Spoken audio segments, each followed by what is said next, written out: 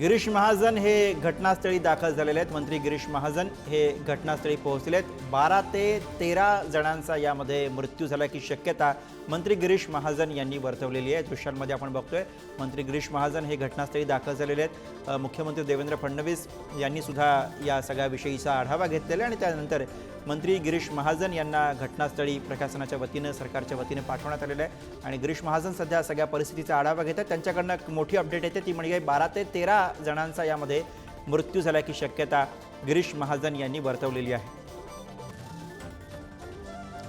अगदी विचित्र असा हा सगळा अपघात झालेला आहे आणि हा अपघात नेमका कसा झाला असेल हे सांगणारा हे फुटेज हे सांगणारा हे ग्राफिक्स आता आपण बघतो आहोत।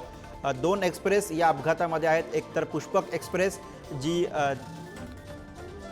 जळगावच्या दिशेने येत होती आणि याच दरम्यान या एक्सप्रेसमध्ये आग लागल्याची अफवा उठली आणि या अफवेनंतर अनेकांनी पुष्पक एक्सप्रेसमधून प्रवास करणाऱ्या अनेकांनी उड्या मारल्या आणि शेजारच्या ट्रॅकवरनं येणाऱ्या कर्नाटक एक्सप्रेसनं या प्रवाशांना उडवलं आणि त्यामध्ये अनेकांनी आपला जीव गमावलेला आहे। आत्ता जो आकडा आपल्या हातात येतोय गिरीश महाजन यांनी जो आकडा सांगितला त्यानुसार 12 ते 13 जणांचा यामध्ये मृत्यू झाल्याची शक्यता आहे। तर अनेक जण यामध्ये गंभीर जखमी झालेले आहेत। साधारणपणे 40हून अधिक जण गंभीर जखमी असल्याची माहिती मिळते। हा अपघात कसा झाला असेल याचा अंदाज या ग्राफिक्सच्या माध्यमातून लावण्याचा प्रयत्न।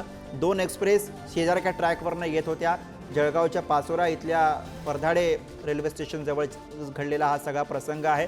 पुष्कर एक्सप्रेस आणि त्यासोबतच शेजारनं येणारी कर्नाटक एक्सप्रेस आणि याच दरम्यान या एक्सप्रेसमध्ये आग लागल्याची एका बोगीला आग लागल्याची अफवा उठली। या अफवेमुळे अनेकांनी एक्सप्रेसमधनं बाहेर शेजारच्या ट्रॅकवरती उड्या मारल्या। मात्र हा ट्रॅक त्यांच्यासाठी मृत्यूचा ट्रॅक ठरला कारण भरधाव वेगाने येणाऱ्या कर्नाटक एक्सप्रेसनं या प्रवाशांना चिरडलं आणि त्यामध्ये अनेकांनी आपला जीव गमावलेला आहे।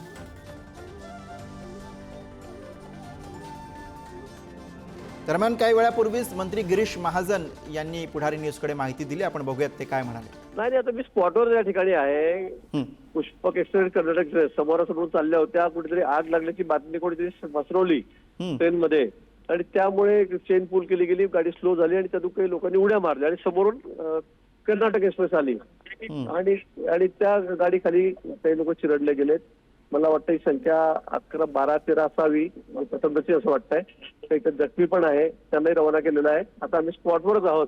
सगळे डेड बॉडी काढून रवाना करण्याचं काम चाललेलं आहे। तर गिरीश महाजन आता या घटनास्थळी आहेत आणि सगळ्या परिस्थितीचा आढावा घेत आहेत।